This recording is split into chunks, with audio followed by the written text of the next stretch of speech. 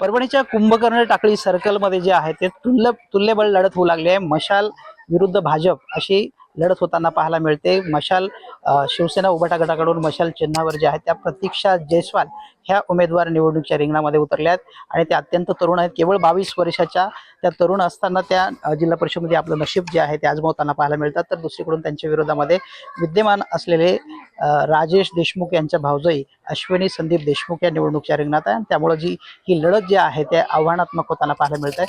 एकूणच आपल्यासोबत प्रतीक्षा जयस्वाल ह्या तरुण उमेदवार आहेत, त्यांच्याशी आपण बातचीत करणार आहोत. आपलं TV9 मराठीमध्ये हार्दिक स्वागत. अत्यंत कमी वयामध्ये तुम्ही जे आहात ते या सगळ्या निवडणुकीच्या रिंगणामध्ये उतरलात. कशा पद्धतीनं तुम्ही प्रचार करताय? प्रचार आमचा जोरात सुरू आहे.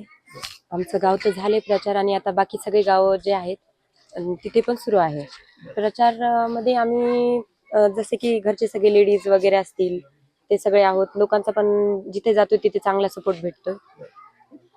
कुठल्या कुठल्या गावामध्ये गेलात आणि काय लोकांकडे मतं कशा पद्धतीने मागताय? मत आम्हाला मागण्याची तर पहिली गोष्ट गरजच नाही. सगळ्यात आधी हा सगळ्यात मोठा प्रश्न आहे. आम्ही तिथे गेलो ना तर सगळ्यात आधी लोक आम्हाला विचारतात तुम्ही कुठल्या पक्षाचे आहेत. तर जसे की तुम्ही सांगितलं जे विरोधात आहेत आमच्या ते राजाभाऊ, तर आधी विचारतात तुम्ही तर भाजपचे तर नाहीत ना. तर मगच आम्हाला बोलू देतात, कारण की त्यांना माहिती आहे 5 वर्षात तुम्ही काय केलं आणि 5 वर्ष तुम्ही इथे आले नाही तर आता कशाला येतात. त्यांचा प्रश्न हा आम्हालाच असतो उलटा. तर मग आम्ही आमचं मत म्हणजे आम्ही म्हणतो की आम्ही नाहीत, आम्ही मशालचे आहोत. मग मागील 10 वर्षात तर सगळ्यांना माहिती माझ्या वडिलांनी काय केलंय काय नाही. परत त्याच्या आधी सुद्धा माझे जे मोठे पप्पा होते ते सुद्धा राजकारणातच होते. राजकीय वारसा तुम्हाला होता.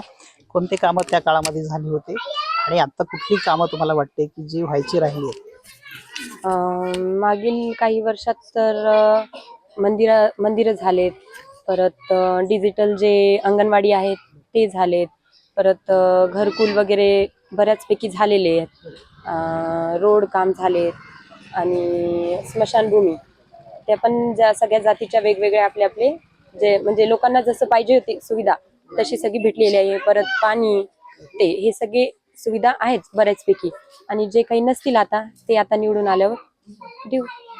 राजेश देशमुख हे भाजपचे मोठे नेते आहेत आणि त्यांच्या भाऊजही तुमच्या विरोधामध्ये निवडणूक लढतात. ते अपक्ष सुद्धा आहेत. नेमकी तुमची कोणाच बरोबर लढत होते आणि आव्हान वाटतं कसं? कोणाशी थेट लढत असणार आहे तुमची आता? आमची त्यांच्याशी भाजपशीच असणार आहे. हा. आणि मग कशा पद्धतीने काही आव्हान वाटतंय तुम्हाला? वाटतं म्हणजे तुम्हाला वाटते तुम्ही पराभूत करू शकाल त्यांना? हा नक्की, का नाही. लोकांचा पण सपोर्ट आहे, त्यांना पण माहिती आहे त्यांनी 5 वर्षात काय केलंय काय नाही आणि आम्ही काय केले 10 वर्षात ते सुद्धा त्यांना माहिती आहे. काय आव्हान कराल लोकांना? तुम्हाला का लोकांनी निवडून दिलं पाहिजे? कारण की मी नवीन जनरेशनची आहे. परत नवीन पिढी आहे. मी लोकांना जसं समजू शकते, मला तरी वाटते असं की मी जसं मुलींना समजू शकते, जसं लेडीजला घरोघर जाऊन समजू शकते, तसे ते नाही समजू शकणार.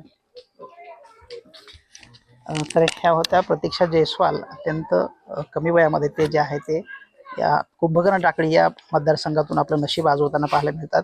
त्याने सांगितलंय की मी नवीन आहे आणि मला एकदा निवडून द्या, मला एक संधी द्या, अशा पद्धतीचं आवाहन जे आहे ते त्यांनी या निवडणुकीच्या माध्यमातून केलंय. व्हिडिओ जर्नलिस्ट गणेशसह गजानन देशमुख, TV9 मराठी, परभणी.